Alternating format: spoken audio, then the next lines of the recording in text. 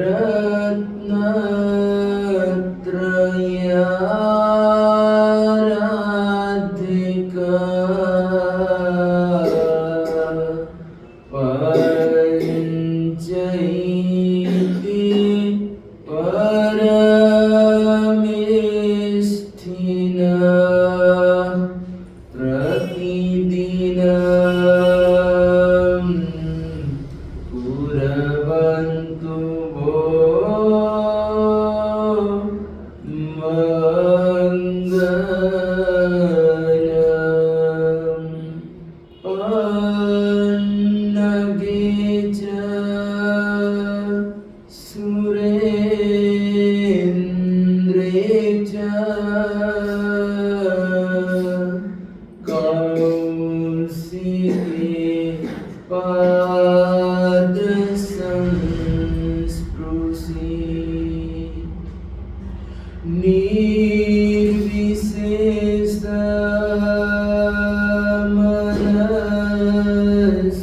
मनस्काय श्रीवीर स्वामिने नमः। श्रीमते शान्तिनाथाय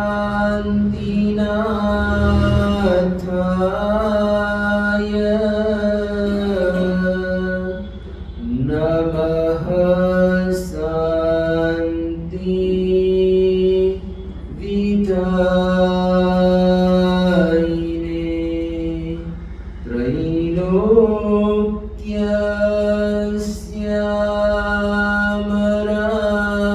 त्रैलोक्यस्यामराधीश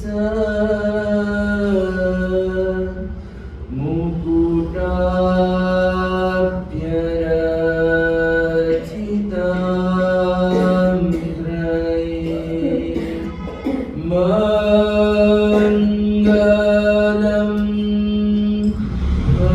भगवान्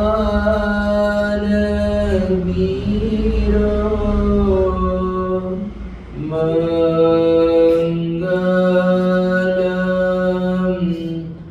गौतम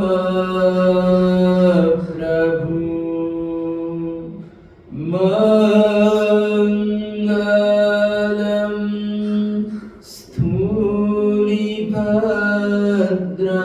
स्थूलिभद्राज्ञा जैन धर्मोऽस्तु मङ्गलम्।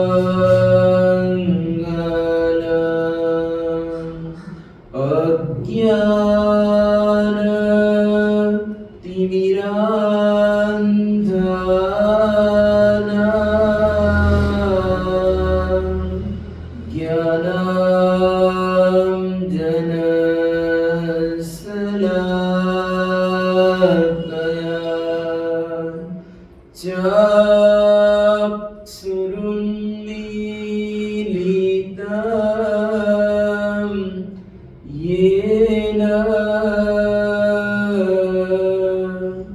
तस्मै श्रीगुरवे नमः।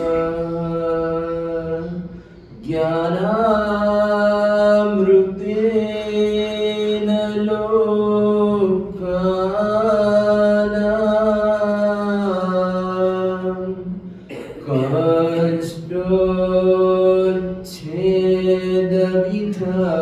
कष्टोच्छेदविधायिने ऐदं युगेन वीराय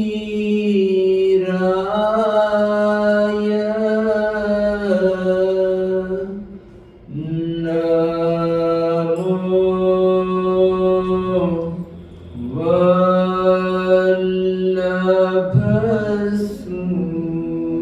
वल्लभसूरये नमो वल्लभसूरये।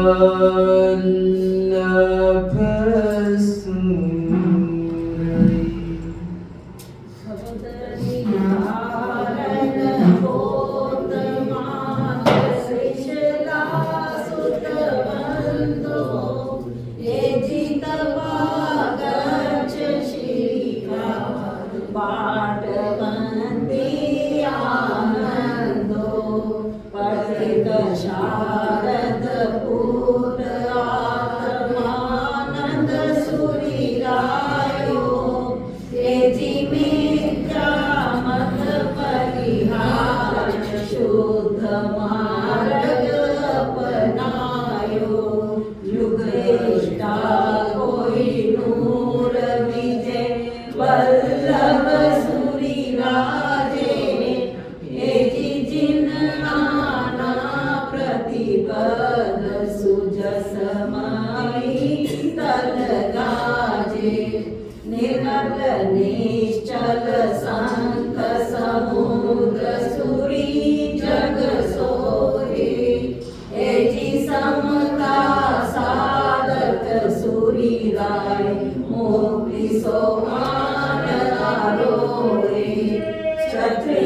कुल प्रतिबोध वीरवाणी प्रसरावे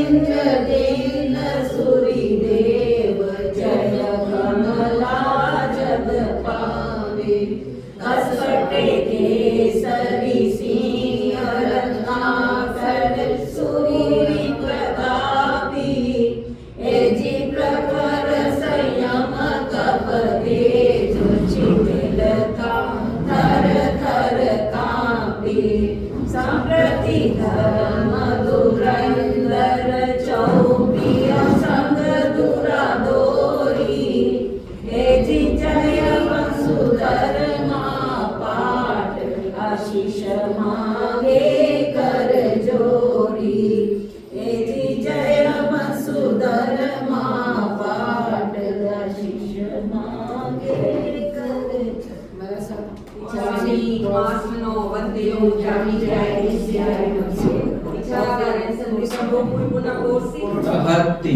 इच्छामि मासनो वंदेयो जानी जाय निस्याय नमसे वंदम इच्छा कारण संदेशो निवे पडिकमामि इच्छामि जाय पडिकमामि विरे विराने गमने पांगमने वे गमने रे गमने ओसा उठे पुना तक मटी मकड़ा संतान संगमने जेवे जीवे विरे ये दिए पेंगे देंगे चढ़के पंचंगिया बेवतिया लेसिया संगाई संगठे प्रयागे किलोमीटर ठाणो ठाणो संगामी जीवे बोलिया दसमी हामी दुपड़म दस लेकननम पाचित कननम सोई गलनम विसलिकनम पावनम गमन विगन ठाय ठामी गौसगम अनर खुशी सेवनी की सेवम खास ये चेन मैंने उठे मैंने सगी ना बंगले पे मुछाए सुमी अन संचालिन सुमी के संचालिन सुमी देवी संचालिन के महिमा करिन तो को विरयो में गाव सको जावरितान भगवंतान परिणा परिमिता पैठाने न मोने न जाने न गप्पान को सिरामी एक लोगस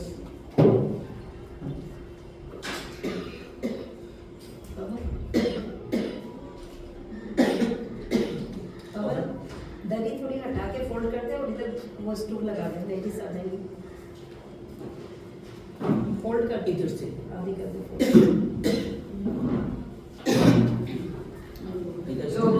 सुजोगरे गम्मत इथे जिने रेंदे केशन 24 संपी केवी उसब म्हणजे जिवंते संभव अभिनंदन जो इंज पॉपन्स पास दिन जे जनपन बनते सो इंज पुक्तंतन सेल सिजन सभासो पुजन में मिलन दंज जीवन गम संतिंग जवंदामी उद्धोरंच पाणी बंदे भनिसुमे नवी जनचर नावले नेमिन पासंदा मतमानंच एवं में पे पुआ विषय मला पिन जन्मना 24 संपी केंद्र जतेरा में पसे तो नित्य वंदे भैया देखे लोक सुतमा सिद्धार उपैलाभम स्माइबर मुत्मन देतो जहां देशो निंगे राइते सो एक प्रयास जरसा गंभीरा सिद्धा सिद्धि मम विसंतो चामी आसमनो वंदे जानी जाय निस्याय वंदे इच्छा कार्य संधि सब उगड़ पड़ी लेन करो करे इच्छा होती है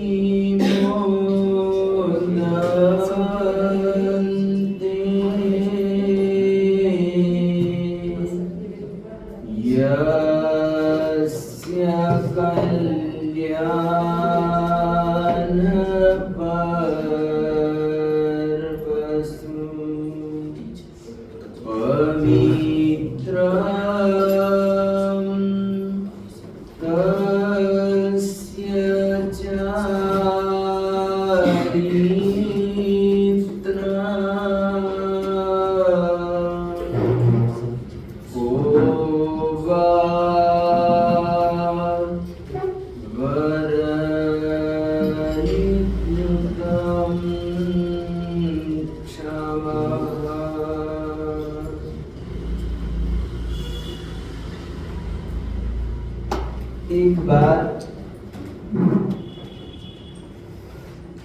वासुदेव श्री कृष्ण नेमिनाथ भगवान से पूछते हैं, प्रश्न करते हैं कि मैं पद पर बैठा हुआ हूं और इसीलिए मुझे धर्माराधना करने के लिए समय नहीं मिल पाता है। करने की बड़ी भावना होती है, इच्छा रहती है कि मैं भी व्रत, पचखान, सामायिक, पतिकम आदि सब कुछ करूं, धर्म क्रिया करूं, उपवास करूं। इस प्रकार से मेरी बड़ी तमन्ना रहती है, बड़ी इच्छा रहती है, लेकिन भगवान मैं इतना व्यस्त रहता हूं अपने कामों में कि मुझे समय ही नहीं मिल पाता, समय ही मैं धर्माराधना के लिए नहीं निकाल पाता। तो ये 360 दिनों में, यानी वर्ष के 360 दिन होते हैं और ये 360 दिनों में मुझे आप श्री जी कृपा करके बताने की कृपा करें कि मैं एकाध दिन आराधना कर लूं, उपवास कर लूं, व्रत कर लूं और मुझे ज्यादा फल मिले। तो परमात्मा ने कहा कि वासुदेव, तू चाहता है धर्म ध्यान करने के लिए, धर्म आराधना करने के लिए, लेकिन तेरे पास समय का अभाव है। तो मैं तेरे लिए बता रहा हूं कि ये 360 दिनों में एक दिन ऐसा आता है और वो है एकादशी का दिन। मौन एकादशी का दिन, मक्सर सुदी एकादशी का दिन, ये सबसे बड़ा दिन है। और इस दिन कोई भी व्यक्ति धर्म आराधना करता है, व्रत करता है, उपवास करता है, एकादशना करता है, आंबिल करता है, पौषध करता है, और वो भी मौन पूर्वक पौषध उपवास के साथ अगर कोई व्यक्ति करता है तो उसको 150 उपवास का फल मिल जाएगा, 150 पौषध का फल मिल जाएगा, उसको लाभ हो जाएगा। तो ये वर्ष में मात्र मौन एकादशी का ऐसा दिन है कि कोई भी व्यक्ति एक उपवास कर ले तो इसको 150 उपवास का फल मिल जाएगा। तो नेमिनाथ परमात्मा से श्री कृष्ण महाराजा सुनते हैं और पूछते हैं कि भगवान, दिन तो सब एक सरीखे ही होते हैं, एक जैसे ही होते हैं, तो फिर भी ये मक्सर सुदी एकादशी का दिन इतना बड़ा क्यों? तो परमात्मा ने कहा कि ये जो हमारे तीर्थंकर परमात्मा होते हैं, अरिहंत परमात्मा होते हैं, इनके 5 कल्याणक होते हैं। कितने? 5 कल्याणक होते हैं। च्यवन, जन्म, दीक्षा, केवल ज्ञान और निर्वाण कल्याणक। ऐसे 5 सभी तीर्थंकरों के कल्याणक होते हैं। और ये कल्याणक मात्र तीर्थंकर के ही होते हैं, बाकी और किसी के कल्याणक नहीं होते हैं। व्यक्ति तो सब होते हैं, महापुरुष भी होते हैं, गंधर्व होते हैं, चक्रवर्ती होते हैं, वासुदेव, प्रति वासुदेव सब होते हैं, लेकिन कल्याणक मात्र तीर्थंकर का ही होता है। तो ये 5 कल्याणक होते हैं तीर्थंकर के। तो यहाँ पर 15 कर्म भूमि है, 5 महाविदेह क्षेत्र, 5 ऐरावत क्षेत्र और 5 भरत क्षेत्र। तो ये 15 कर्म भूमियों में तीर्थंकर परमात्मा अवतरित होते हैं, जन्म लेते हैं। यानी 15 कर्म भूमियों में ही तीर्थंकर परमात्मा होते हैं। तो ये जो बात है ये 10 क्षेत्रों की है।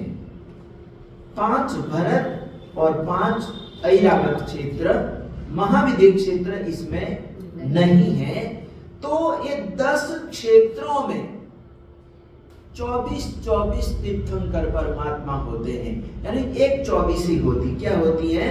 एक 24 होती है, फिर मतलब दूसरी 24 होती है। इस तरह से 24 तीर्थंकर परमात्मा यहाँ पर होते रहते हैं।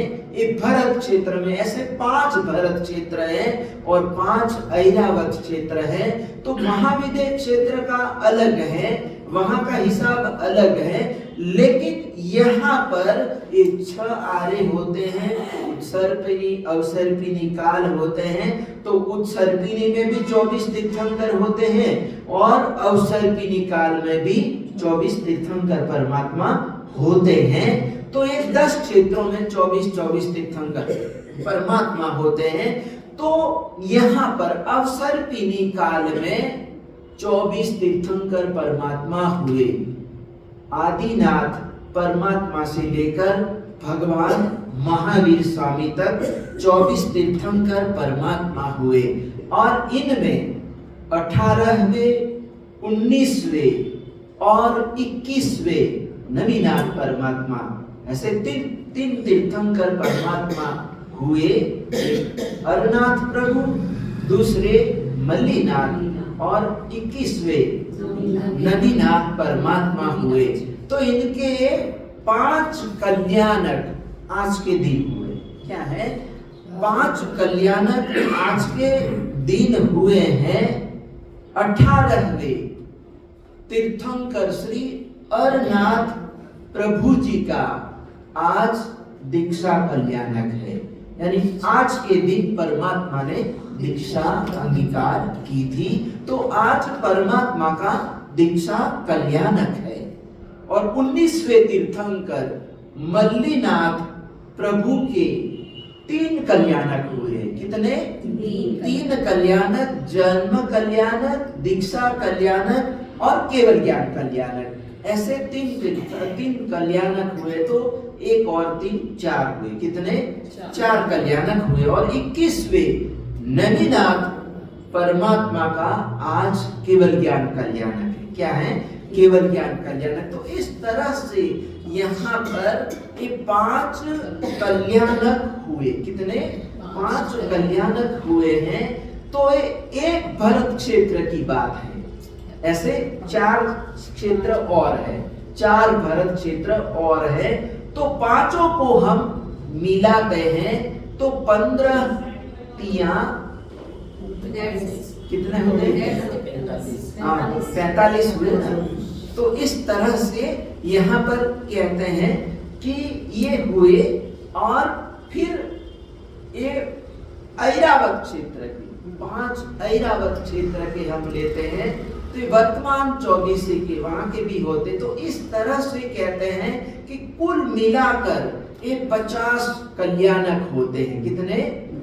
50 कल्याणक होते हैं वर्तमान के। और फिर भूत भविष्य के लेते हैं। क्या करते हैं? भूत भविष्य के गत और अनागत, ऐसे भूत भविष्य के 50-50 कल्याणक हम लेते हैं। तो इस तरह से 150 कल्याणक होते हैं। एक गिनती है, क्या है? 150 कल्याणक कैसे हुए? तो इसको यहाँ पर गिनकर बताया गया है कि भूत भविष्य और वर्तमान 24 के मिलाकर, कुल मिलाकर 150 कल्याणक हुए हैं और वो आज के दिन हुए हैं। और इसीलिए आज के दिन का महिमा है। क्या है? महिमा है कि सबसे बड़ा दिन माना गया।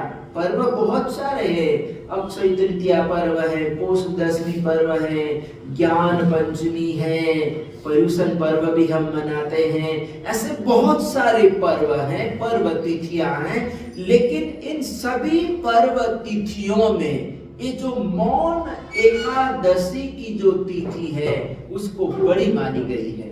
और बड़ी इसीलिए है कि आज के दिन 1 नहीं, 2 नहीं, 3 नहीं, 4 नहीं, 10, 12 नहीं, 150 कल्याणक हुए हैं। और यही कारण है कि कोई व्यक्ति आज के दिन व्रत कर लेता है, उपवास, एकासना, पौषध कर लेता है। बहुत खुशी की बात है कि हमारी बहनों ने पौषध भी लिया, 6-7 जितने पौषध भी है। यानी खुशी की बात है कि पर्व तिथियों में अष्टमी, चतुर्दशी, ऐसी पर्व तिथियों में हमको पौषध व्रत करना चाहिए। पौषध व्रत की आराधना हमारे जिन शासन में 12 व्रतों में भी पौषध व्रत आता है। क्या आता है? पौषध व्रत आता है। तो पौषध व्रत की आराधना करना, जैसे हम उपदान करते हैं तो उपदान में भी ये पौषध व्रत हो जाता है। जब तक व्यक्ति उपदान तक में रहता है तब तक उसका पौषध हो जाता है। पर्युषण पर्व में भी 8 दिनों का कई लोग पौषध करते हैं, तो उसका 64 प्रहरी पौषध की आराधना हो जाती। तो इस प्रकार से ये पर्व तिथियों में पौषध व्रत की आराधना करना भी तीर्थंकर परमात्मा ने बताया है। तो ये मौन एकादशी की जो आराधना है वो 11 वर्षों में, 11 वर्ष और 11 महीने लगते हैं पूरा, ये तब पूरा होने में इस तरह से, मतलब ये पूरा होता है।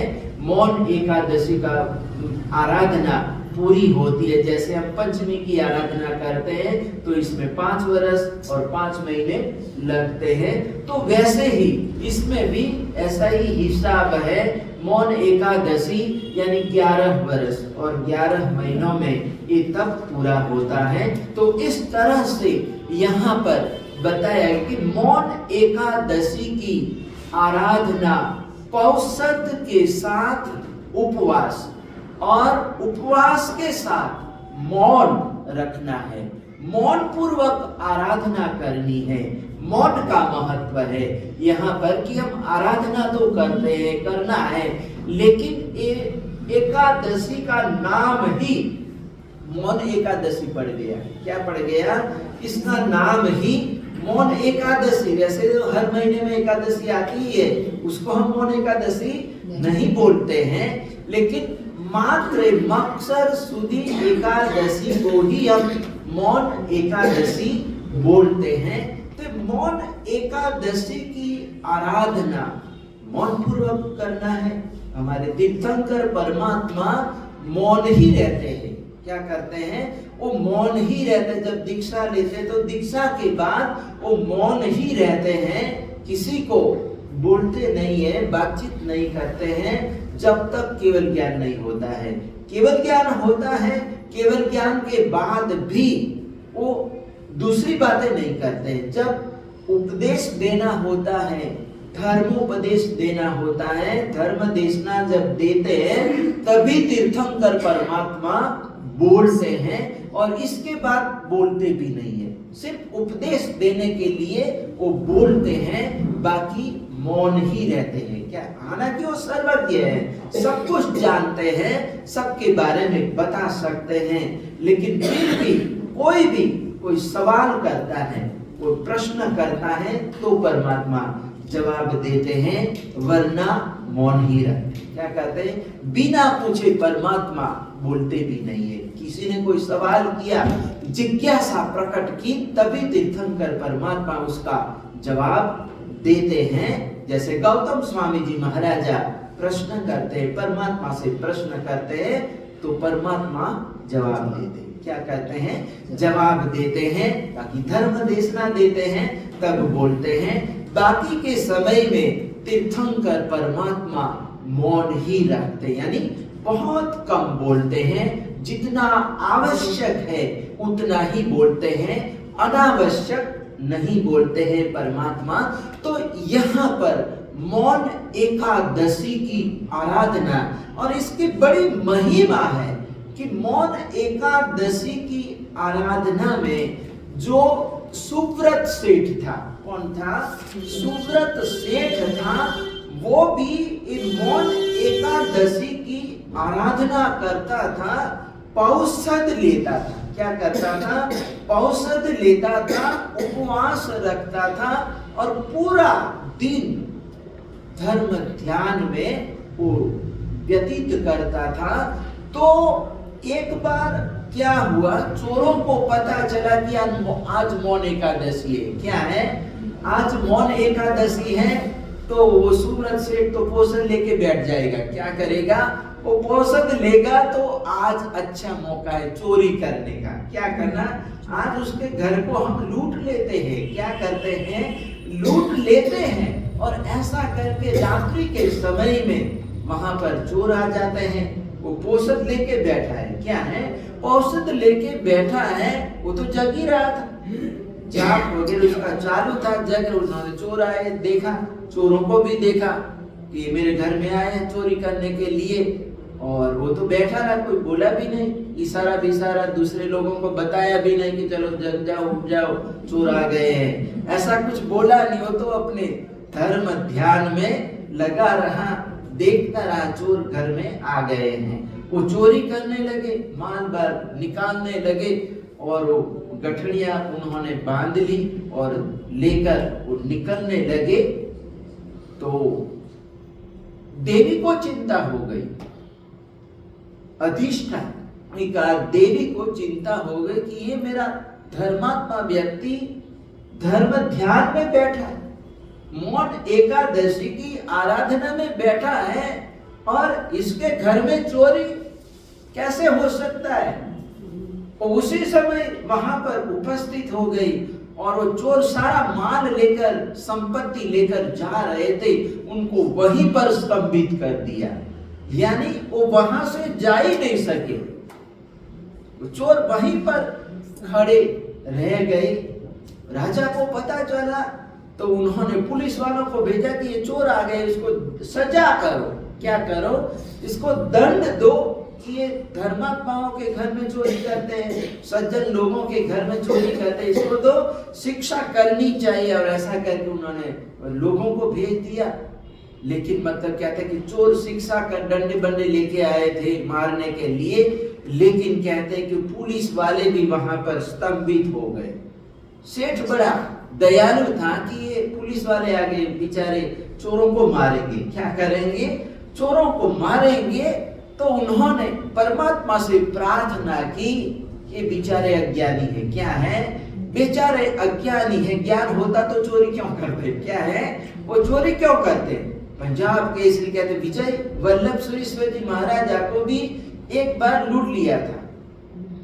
ये वहां बिजोवा गांव, बीजापुर गांव के पास में एक बार वो विहार करके सुबह सुबह के समय गुरुदेव जा रहे थे, तो चोर छिपकर बैठे हुए थे। ऐसे वहां से कोई बारात निकलने वाली थी, वो बारात को लूटने के लिए बैठे हुए थे, लेकिन वो बारात तो आए ही नहीं, कुछ लेट हो गया। ये तो इधर से गुरुदेव निकले तो चलो बारात नहीं, ये साधुओं को ही लूट लेते हैं। और ऐसा करके गुरुदेव के पास जो भी कमली कपड़े वगैरह थे सब ले लिया। एक बस चोट पट्टा रहने दिया था, बाकी सब कुछ ले लिया था गुरुदेव को। और इस तरह से ऐसे ही सर्दी में, कड़कड़ाती ठंडी में ऐसे ही गुरुदेव वहां पर पधारे बिजोवा में। पधारे पहुंचे तो शावकों ने देखा कि ये गुरुदेव की हालत, गुरुदेव के पास कोई कपड़ा नहीं है, कंबली नहीं, क्या हुआ? पता चला कि चोरों ने रास्ते में लूट लिया, गुरुदेव को भी छोड़ा नहीं। तो उन्होंने सीधा फरियाद कर दिया और चोर पकड़े गए और गुरुदेव को पूछा कि गुरुदेव इनको क्या सजा की जाए। तो गुरुदेव ने कहा कि ये बेचारे निर्दोष है। क्या है? निर्दोष है कि उनको ज्ञान होता तो ऐसा काम नहीं करते। तो मेरी ऐसी इच्छा है कि यहाँ पर गोड़वाड़ में ज्ञान का प्रचार प्रसार किया जाए। क्या किया जाए? यहाँ पर स्कूल हो, विद्यालय हो, कॉलेज हो और ज्ञान मिलेगा, बच्चों को ज्ञान मिलेगा तो ऐसा गलत काम कोई भी नहीं करेगा। तो गुरुदेव की प्रेरणा से आज भी वहां पर ये फालना, उम्मेदपुर सब जगह स्कूलें चल रही है। वरखाना जैसे संस्थाएं हैं, वहां पर कई लोग पढ़ लिख कर बॉम्बे गए और बड़े धनपति है। क्या है? बड़े धनपति, अरबोपति व्यक्ति बने हैं। तो ऐसे महापुरुष होते, उनके दिल में दया होती, पापी से भी वो कभी घृणा नहीं करते हैं कि इसने मेरे साथ किया तो इसका ये हो जाए, इसका वो हो जाए, ऐसा कभी महापुरुष बुरा चाहते नहीं है। तो ये सुब्रत सेठ ने भी चोरों का भला ही चाहा और इस तरह से कहते हैं कि बाद में उनको छोड़ दिया गया, यानी चोर अपना अपना सामान, सुब्रत सेठ ने कहा कि तुम ले जाओ, मुझे नहीं चाहिए। क्या है? मुझे नहीं चाहिए। तो इस तरह से कहते हैं कि चोरी करने आए थे लेकिन चोर चोरी भी नहीं कर पाए। एक धर्म आराधना का प्रभाव होता है और कहते हैं कि एक बार पूरे नगर में आग लग गई। क्या हुआ? आग लग गई, सारा नगर, मकान दू करके जलने लगे और इधर ये सुब्रत सेठ एकादशी का तप करके बैठा है, मौन एकादशी की आराधना कर रहा है और उसी रात में आग लग गई। सब लोग बुझाने के लिए दौड़ पड़े, अपने अपने घरों को बचाने के लिए, और ये धर्म ध्यान में बैठा है और कहते हैं कि पूरे नगर में आग लगी, मकानों में लगी, लेकिन उसके मकान में आग नहीं लगी। क्या हुआ? उसके मकान में आग नहीं लगी, यानी उसका घर सुरक्षित रहा। तो ये धर्म आराधना का प्रभाव क्या है? धर्माराधना का प्रभाव है। और ये जो जीव है सुब्रत सेठ, कहते हैं कि उन्होंने केवल ज्ञान प्राप्त किया। क्या किया? केवल ज्ञान भी प्राप्त किया और मोक्ष में गए। तो ये जो सुब्रत सेठ, यानी उसी भव में उन्होंने दीक्षा लिया, केवल ज्ञान प्राप्त किया और केवल ज्ञान प्राप्त करने के बाद वो मोक्ष भी प्राप्त किया। तो मौन एकादशी की जो आराधना है वो हमको रिद्धि सिद्धि तो प्रदान करती है, सब कुछ उसको मिला, और लेकिन अंत में केवल ज्ञान भी प्राप्त किया, मोक्ष भी प्राप्त किया। तो ये मौन एकादशी की आराधना, और आराधना के साथ ही पर्व के साथ मौन एकादशी, तो ऐसे विशेष दिन में मौन एकादशी के दिन हमारे परमोपकारी, जिनका हमारे पर असीम उपकार रहा हुआ है, ऐसे जिन शासन रत्न, शांत तपोमूर्ति, राष्ट्र संत आचार्य भगवान श्रीमद विजय समुद्र सुरीश्वर जी महाराजा का आज जन्मदिन है। मौन एकादशी के दिन ही पाली में, राजस्थान पाली में गुरुदेव का जन्म हुआ था और विजय वल्लभ सुरीश्वर जी महाराजा के साथ एक छाया की तरह हो रहे और कंटिन्यू 40 वर्षों तक विजय वल्लभ सुरीश्वर जी महाराजा की सेवा की है, सेवा में रहे। और जब विजय वल्लभ सुरीश्वर जी महाराजा को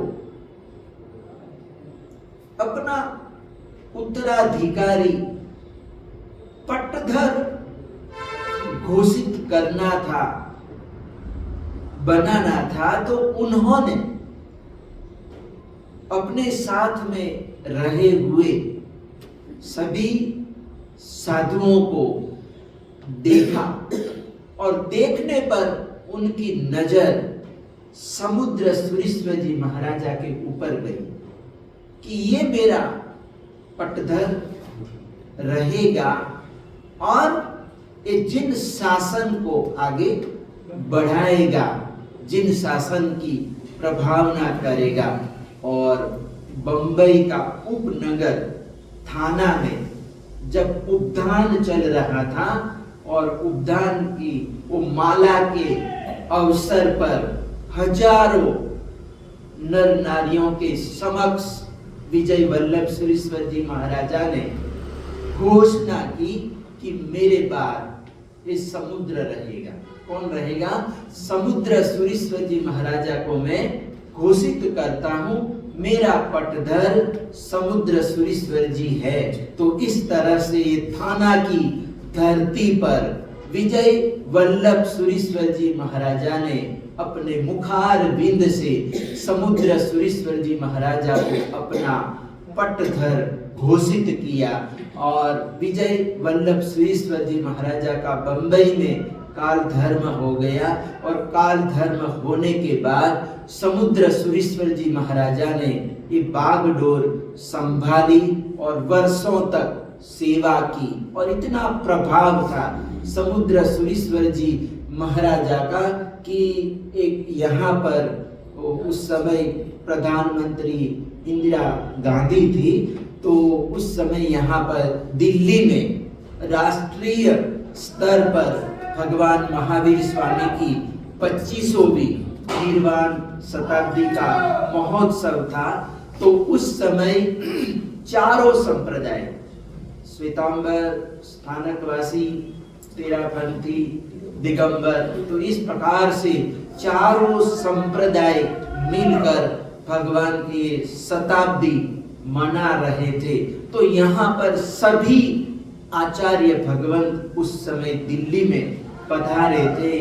दिगंबर की तरफ से आचार्य विद्यानंद जी, उस समय विद्यानंद जी महाराज का बड़ा बोलबाला था, बड़ा नाम था, बड़े प्रवचनकार थे। और इंदौर में साथ में चातुर्मास हुआ था जनक चंद्र सुरेश्वर जी महाराजा का, और उनका साथ में प्रवचन होता था इंदौर चातुर्मास में विद्यानंद जी महाराज और जनक चंद्र सुरेश्वर जी महाराज। तो ये विद्यानंद जी महाराज भी यहाँ पर आए हुए थे दिगंबर समाज की तरफ से, तेरापंथ समाज की तरफ से आचार्य तुलसी महाप्रज्ञ जी भी यहाँ पर पधारे हुए थे। स्थानकवासी संप्रदाय की तरफ से आचार्य सुशील मुनि जी इत्यादि थे, और अपनी तरफ से आचार्य भगवान समुद्र सुरेश्वर जी महाराजा थे।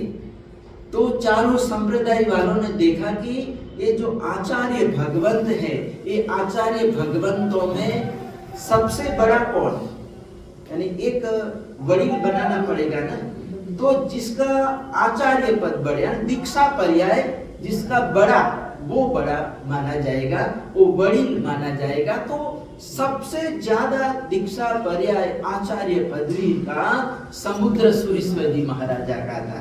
यानी सभी ने, चारों संप्रदाय वालों ने मिलकर समुद्र सुरेश्वर जी महाराजा को स्थान दिया, यानी सर्वोपरि, यानी आपकी निश्रा में ये महोत्सव मनाया जाएगा। और सवारी निकली यहाँ पर दिल्ली में, ऐसी जबरदस्त वो रथ यात्रा वरघोड़ा निकला। एक ऐतिहासिक मतलब वो आयोजन था, जहाँ पर जिसमें प्रधानमंत्री स्वयं मतलब उन्होंने रस लिया था, सरकार की तरफ से मतलब पूरा था। कई लोगों ने गुजरात से विरोध भी किया कि इस तरह से आयोजन नहीं होना चाहिए, लेकिन गवर्नमेंट साथ में हो तो दूसरे क्या कर सकते। तो इस तरह से वो ऐतिहासिक प्रसंग यहाँ पर हुआ था, दिल्ली में हुआ था। और पंजाब में भी एक बार ऐसा हुआ कि स्कूलों में अंडे इत्यादि वितरित किया जा रहा था। किसी ने बताया कि अंडे बंडे खाने से मतलब बच्चों में मतलब बुद्धि खिलती है, स्मरण शक्ति बढ़ती है, ऐसा मतलब वो तो मतलब सरकार ने निर्णय लिया कि बच्चों को अंडे दिया जाए, खाने के लिए अंडे दिए जाए।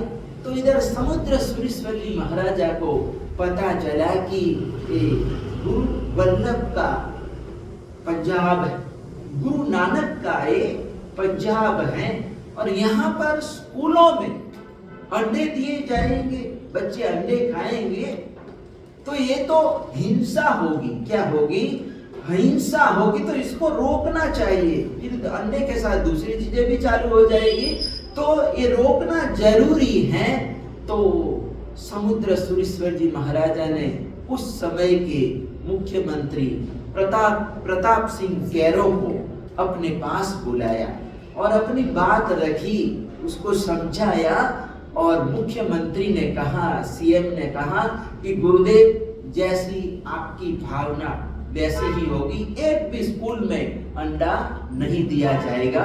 और ये समुद्र सुरेश्वर जी महाराजा ने ये पंजाब के लिए बहुत सारे काम किए, और इसमें ये भी एक कार्य है कि अंडे दिए जाने थे, लेकिन उन्होंने रोका था कि मेरे पंजाब में हिंसा नहीं होनी चाहिए, गलत आहार नहीं होना चाहिए। तो इस प्रकार से समुद्र सुरेश्वर जी महाराजा ने अपने जीवन काल में बहुत सारे शासन प्रभावना के कार्य किए, और कुछ कुछ बातें उनको पता भी चल जाती थी।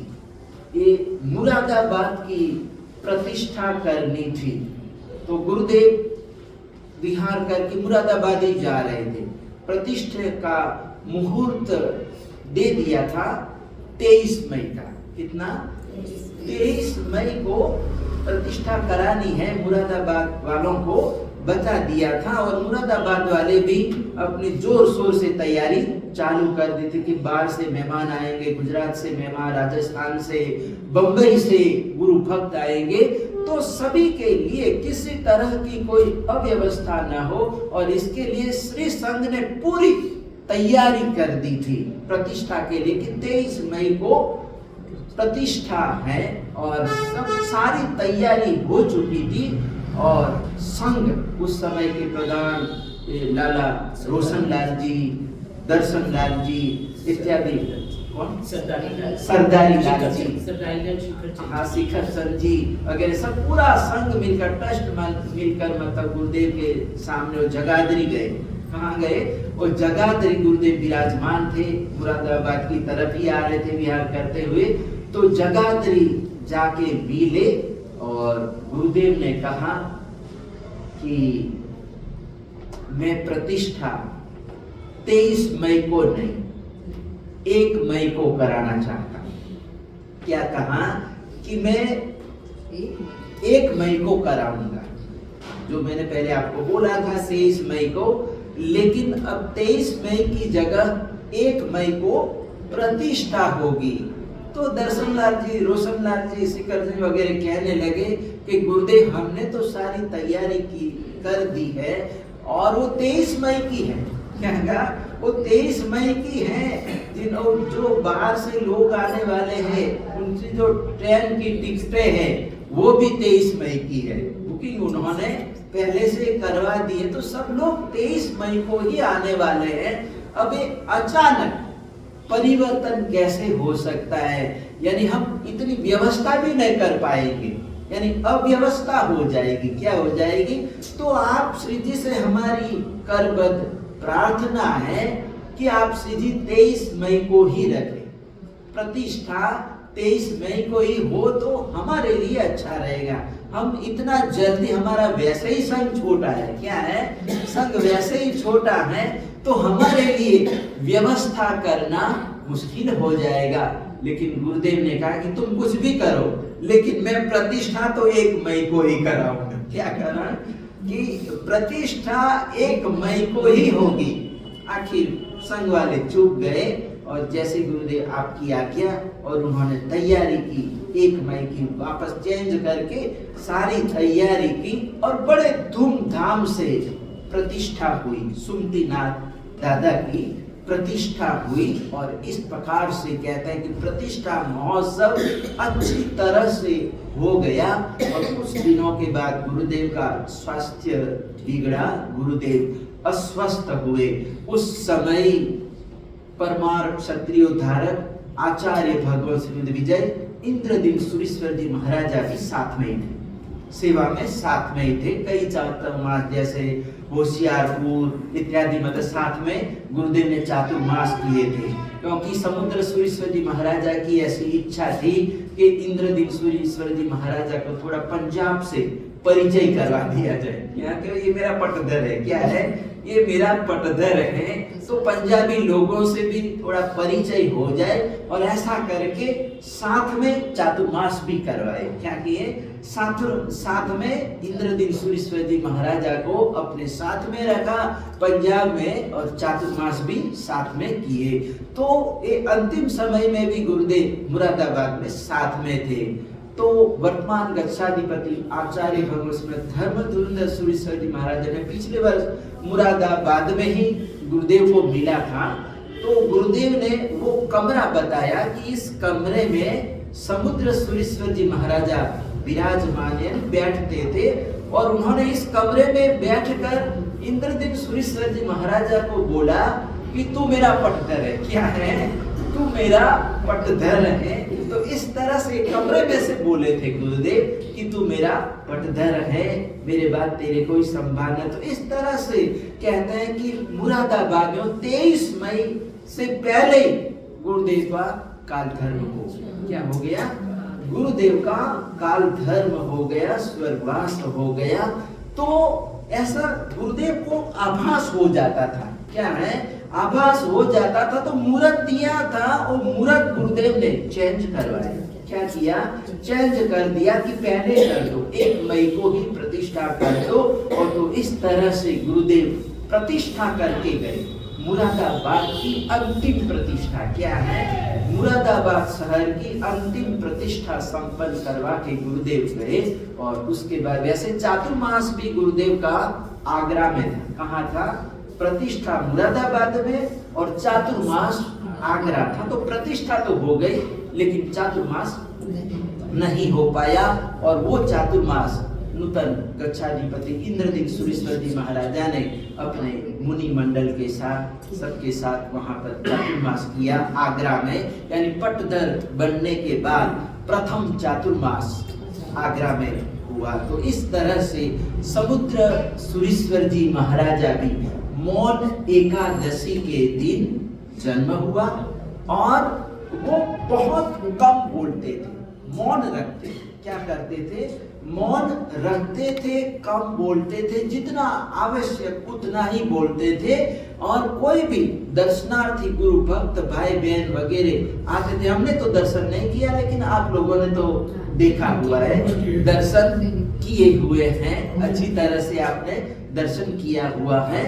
तो हमने तो पढ़ा है, सुना है कि समुद्र सुरेश्वर जी महाराजा कोई भी दर्शन करने के लिए आता था तो आजकल हमारी तरह गुरुदेव पूछते नहीं थे कि कहाँ से आए, क्या है क्या नहीं, क्या काम कर रहे हो, क्या है क्या चल रहा है। इस तरह से गुरुदेव किसी से ज्यादा पूछते नहीं थे, बोलते नहीं थे। लेकिन कोई भी आया व्यक्ति तो उनको वासक से देना है, आशीर्वाद के रूप में वासक से देना है। और भाग्यशाली धर्म लाभ, इतना बोलते थे। क्या करते थे कि भाग्यशाली धर्म लाभ। और गुरुदेव कभी भी मंगल पाठ यानी मांगलिक सुनाते थे। तो हमने इंद्रदीन सुरेश्वर जी महाराजा से सुना है कि नवकार मंत्र और नवकार मंत्र के साथ उवसग हरम सूत्र बोलते थे। यानी मंगलिक में उवसग हरम स्तोत्र तो गुरुदेव को बोलना ही बोलना है। क्या है? बोलना ही बोलना है। तो इस प्रकार से कुछ उनकी विशेषताएं थी कि वो जीवन में बहुत कम बोले। हालांकि उनके सब बहुत सारे वक्ता रहे होंगे, बड़े बड़े वक्ता थे, लेकिन विजय वल्लभ सुरेश्वर जी महाराजा ने जो अपनी चॉइस जो की, वो समुद्र सुरेश्वर जी महाराजा को की कि वक्ता भले ही हो सकता है, लेकिन मेरे शासन को बढ़ाने वाला व्यक्ति समुद्र सुरेश्वर जी महाराजा है। आचरण यानी बड़ा आचरण उन्होंने देखा हुआ था और वो आचरण के हिसाब से समुद्र सुरेश्वर जी महाराजा को अपना पटधर बनाया था। तो ऐसे हमारे गुरुदेव मौन एकादशी पर्व के दिन उनका भी जन्म हुआ था। तो मौन एकादशी की आराधना के साथ साथ हम उनको भी याद करते हैं, उनके गुण भी हमारे जीवन में आए, हम भी ये वाणी पर, अपनी भाषा पर कुछ संयम रख सके, क्योंकि आजकल हमको ज्यादा बोलने का आदत पड़ गई है। क्या है, आदमी ज्यादा बोलता है, चुप नहीं रह सकता है। मौन रखने के लिए किसी को बोले चलो आधा घंटा मौन रख लो, 1 घंटा मौन रख लो, तो कठिन हो जाता है आदमी को कि ये कैसे हो सकता है। लेकिन ये महापुरुषों से हमको ये शिक्षा मिलती है, प्रेरणा मिलती है कि हमारे महापुरुष जो हैं वो जितना आवश्यक होता था उतना ही बोलते थे, वो अनावश्यक नहीं बोलते थे। तो हम ये अनावश्यक से हम बचे, यानी जहां पर अगर हमारे 2 शब्दों से काम हो जाता है, अपना काम हो जाता है, तो फिर 22 शब्द बोलने की कोई जरूरत नहीं है। तो इस तरह से अपनी जो वाचा शक्ति है, जो वाक शक्ति है, उसका हमको सदुपयोग करना है। क्या करना है? सदुपयोग करना है। तो आज के दिन हम इतना ही रखते हैं कि मौन एकादशी की आराधना करनी है और शाम का जो प्रतिक्रमण है वो लगभग 5:30 के आसपास हम करेंगे। भाइयों का प्रतिक्रमण है और बहनों ने पोषक भी लिया है, बहुत अच्छी बात है, खूब अनुमोदना है। तो ये तिथियों का एक पर बड़ी तिथि है, तो आज मतलब देवबंदन भी होता है। मौन एकादशी का देवबंदन होता है, जैसे चौमासी देवबंदन, ज्ञान पंचमी का देवबंदन होता है, वैसे ही ये मौन एकादशी का भी देवबंदन होता है। तो अभी हम देवबंदन करेंगे। आइए आप किसी को कुछ बोलना हो समुद्र सूरी महाराजा के बारे में, आप बोलिए। आइए 2 शब्द में तो नहीं होगा, 22 ही बोलने पड़ेगा जी। 2 शब्द में नहीं होगा, 22 बोलने पड़ेगा। अरे काम हो जाता हो, 2 से ही हो जाता, फिर 22 बोलने की जरूरत है।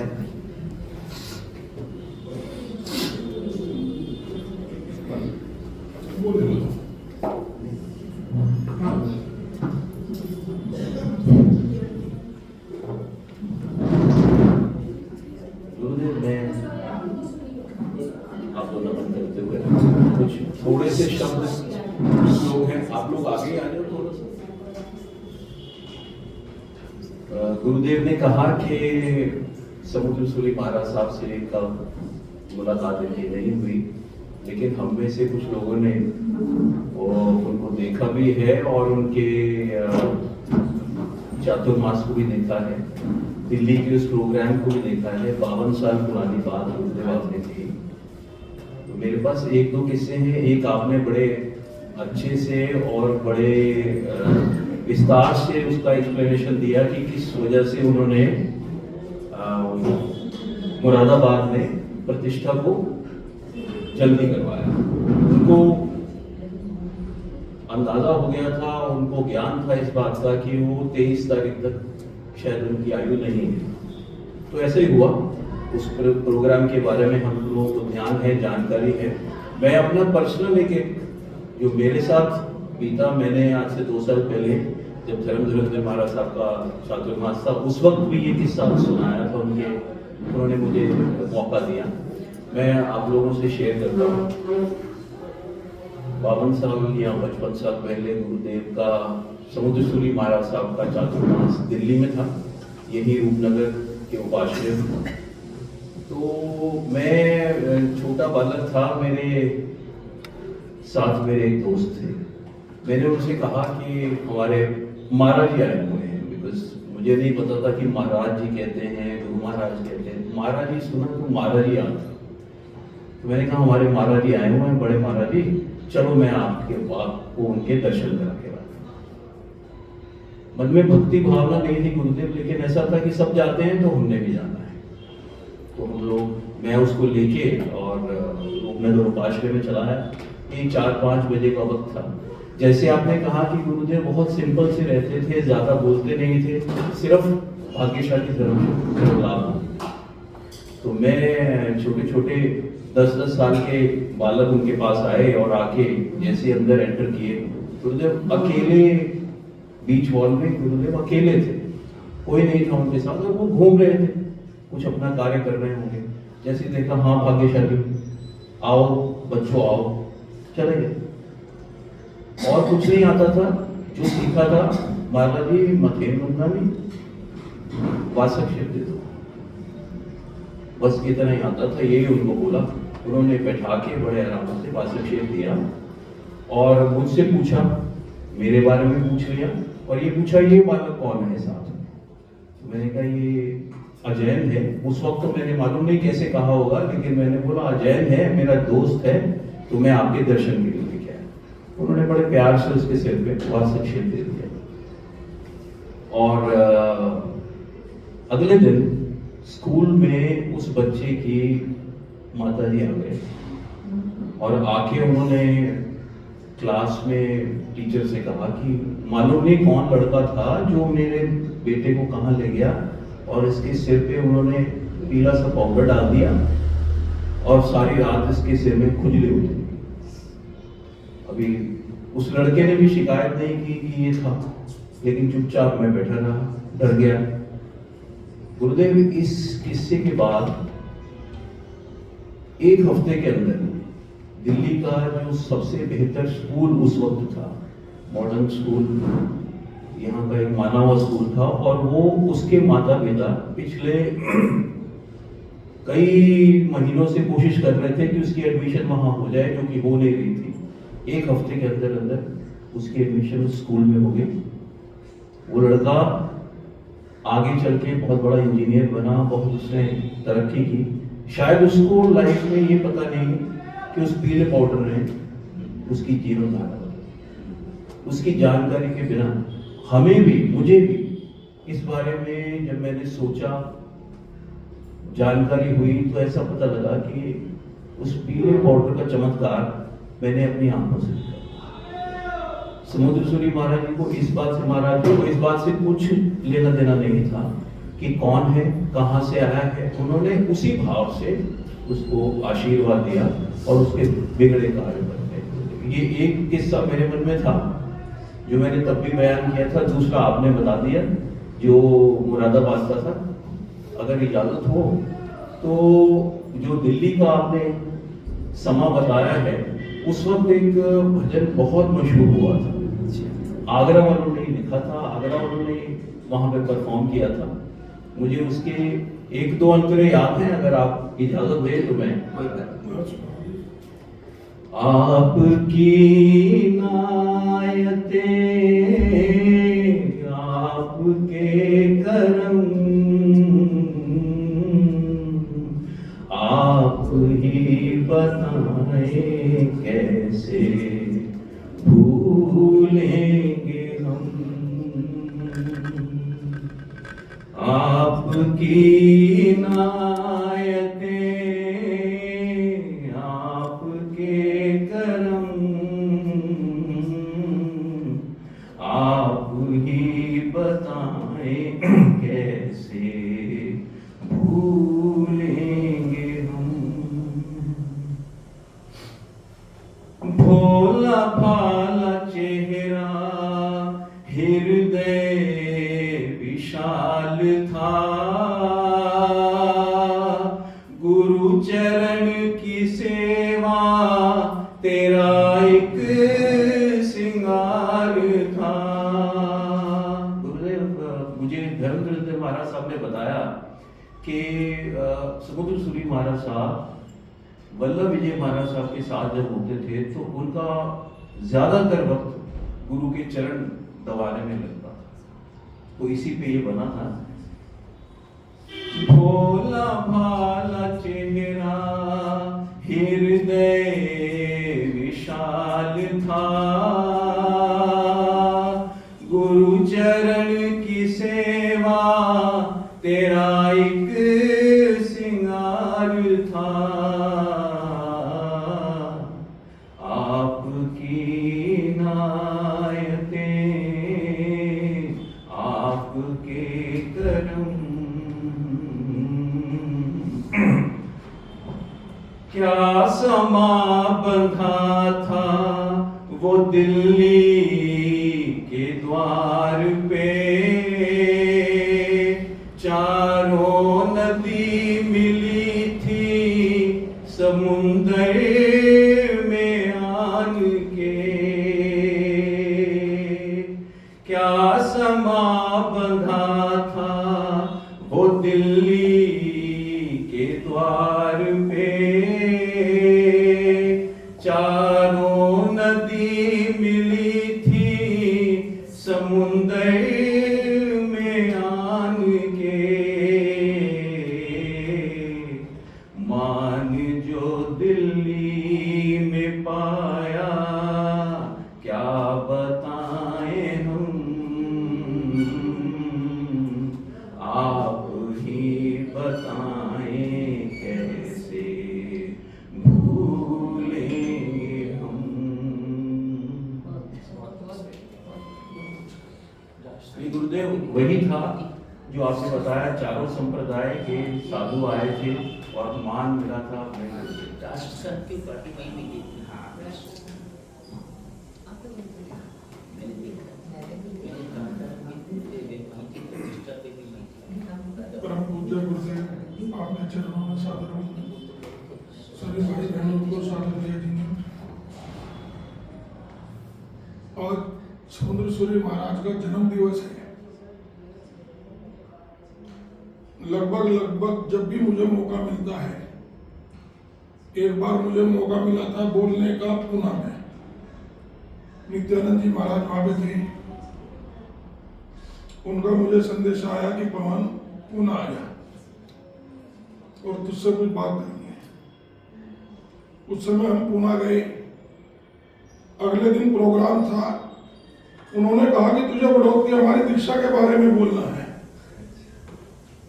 क्योंकि समुद्र सूरी महाराज ने अपने जीवन में मंदिर बनवाए, स्कूल बनवाए, धर्मशालाएं बनवाई, भोजनशालाएं बनवाई, गरीब बेसहाराओं का सहारा बने, लेकिन जो उनके जीवन का सबसे बड़ा काम हुआ वो बाल दीक्षा हुई, जो एक ही परिवार की 6 दीक्षा इतिहास में दर्ज हैं। आज तक पूरे परिवार की 6 दीक्षा कहीं भी नहीं हुई पूरे हिंदुस्तान में, और बाल दीक्षाएं थी। गुरुदेव की तपस्या थी, गुरुदेव पटधर थे, गुरुदेव के मुंह से निकली हुई एक एक बात हर भाई बहन पूरी करने के लिए हमेशा तैयार रहता था। उसके बावजूद गुरुदेव को जम्मू से लेकर और दिल्ली तक हर श्री संघ में हाथ जोड़ने पड़े, विनतियां करनी पड़ी दीक्षा देने के लिए। जो संघ शिरोमणि लुधियाना, जिसका हिंदुस्तान में नाम है, वहां पे बड़ी से बड़ी मीटिंग हुई चावल बाजार में, वहां पे भी इनकार कर दिया गया। उसके बाद निराश हो गए अंबाला आए। अंबाला कितना बड़ा संघ, वहां पे भी दीक्षा का विरोध हुआ, जबकि उनकी एक बात को गिराने वाला कोई नहीं था। उसके बावजूद उनकी वो इच्छा पूरी नहीं हुई। दिल्ली में आए, लाला खिलाती लाल जी, रामलाल जी सब थे, उसके बावजूद भी उनकी इच्छा पूरी नहीं हुई। याद आए सबसे छोटा आदमी, जिसकी कहीं दुनिया में गिनती नहीं थी, रात को सो गए, दिन में सो के उठे और 4 बजे उनको बड़ौत याद आया, सो के उठने के बाद। कोई टेलीफोन वगैरह तो थे नहीं, किसी को खबर करी कि यार तुम बड़ौत जाओ और वहां से बुला के लाओ। वो आदमी बड़ौत गया। बड़ौत से अगले दिन हमारे पिताजी और 4-6 आदमी जो भी आए होंगे वो दिल्ली आए। गुरुदेव ने बुलाया है तो किसी काम से ही बुलाया होगा। संदेश वाहक ने बताया कुछ नहीं था क्यों बुलाया। आए, गुरुदेव के चरणों में बैठे। गुरुदेव परेशान रहे होंगे। हमारे पिताजी क्योंकि संस्थापक अध्यक्ष थे, कहने लगे शीतल प्रसाद एक काम है, सारी दुनिया में नहीं हुआ, तू कर सकता है।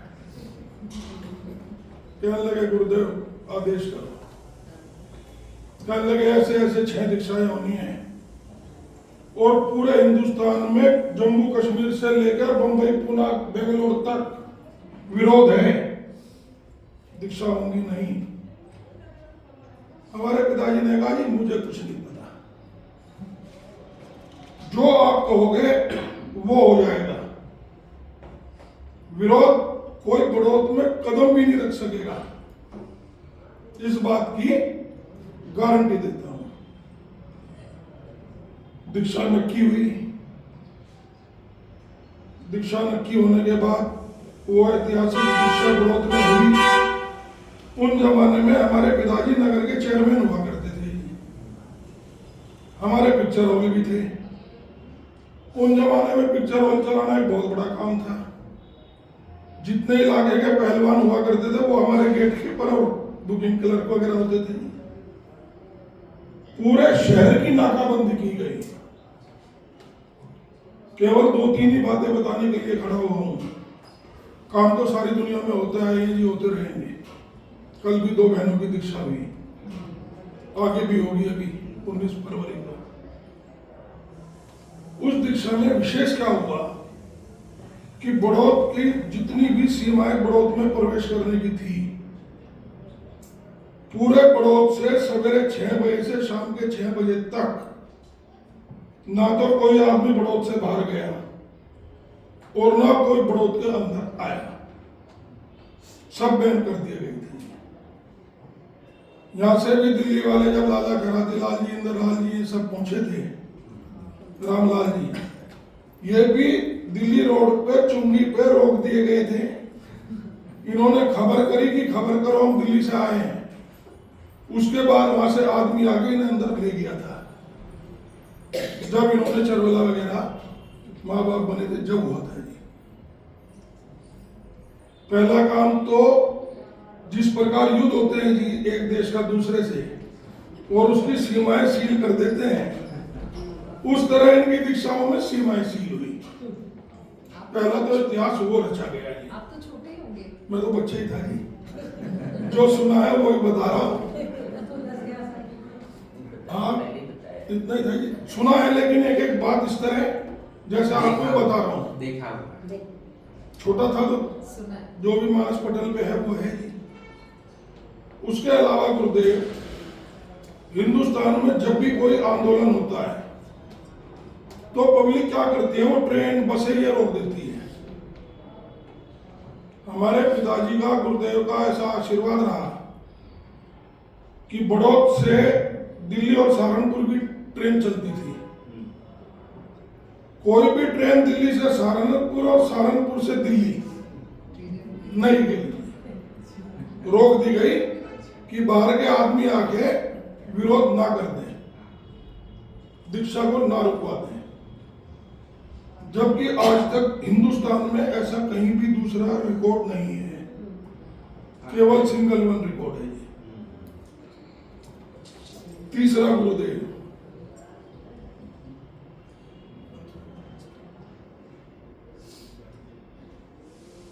दीक्षा के बाद में केवल इस हिंदुस्तान में सरदार वल्लभ भाई पटेल को लौह पुरुष की उपाधि है। आज तक दूसरी लौह पुरुष की उपाधि किसी को भी नहीं है।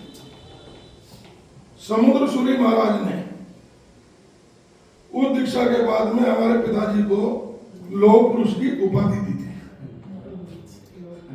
समाज रत्न, समाज गौरव, अनेकों अनेकों अनेकों अनेकों ये पदवियां जितने भी हिंदुस्तान में हमारे कर्मठ दानवीर, करणवीर सब है, उनको दीक्षा ये पदवियां मिलती हैं जी।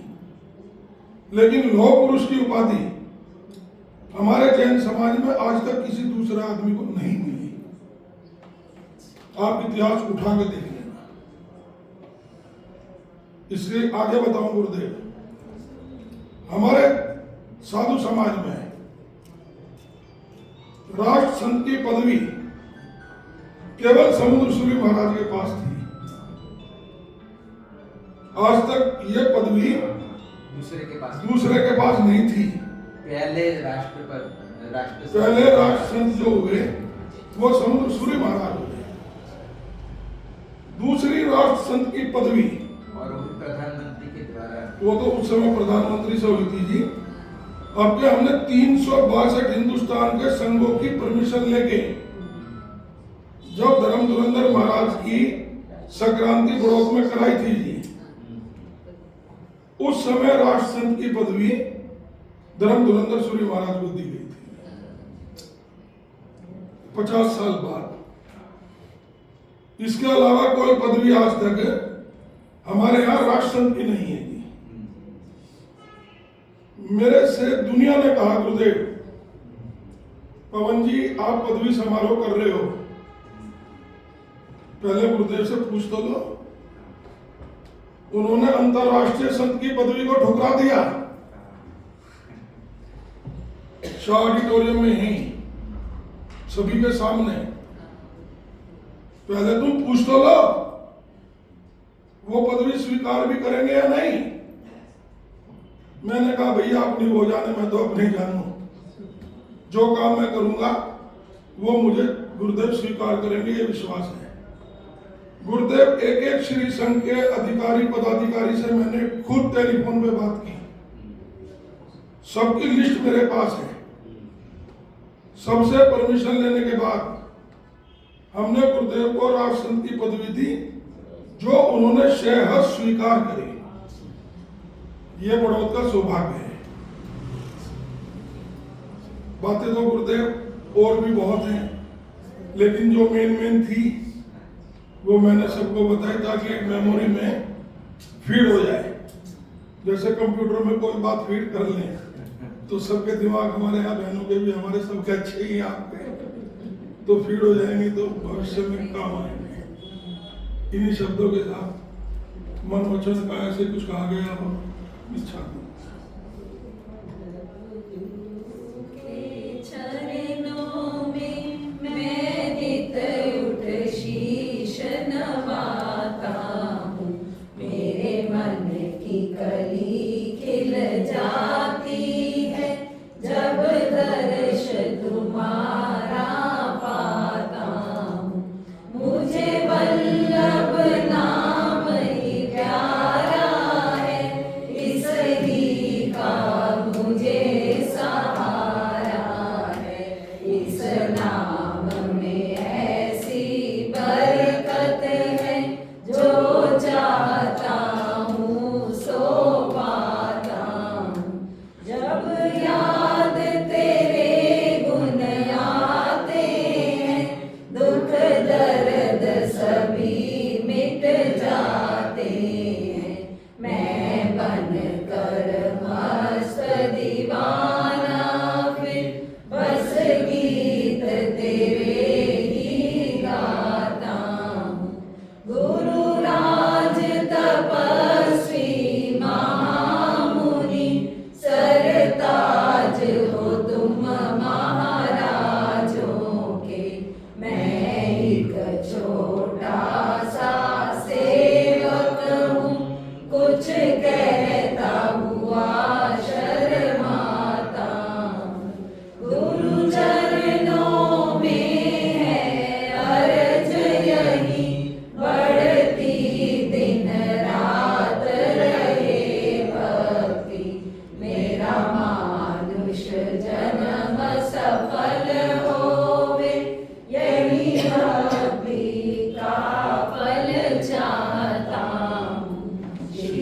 वल्लभ गुरु के चरणों में मैं नित उठ शीश नवाता।